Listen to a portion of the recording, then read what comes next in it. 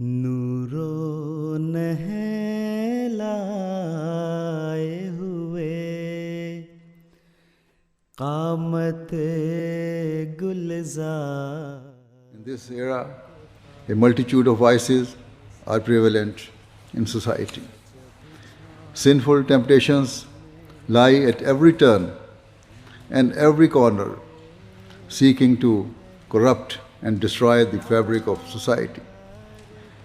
In particular, one major vice that I wish to warn all of you about is falsehood.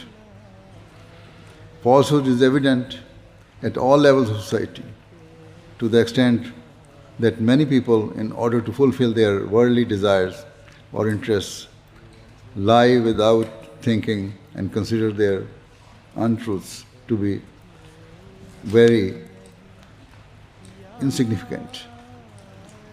Yet, Allah the Almighty and the Holy Prophet of Islam sallallahu alaihi wasallam have deemed falsehood to be a sin of immense gravity and harmful to both the individual and the wider society. पड़ी ऐसी के बस उसकी एक एक निगाह दिल पे पड़ी ऐसी के बस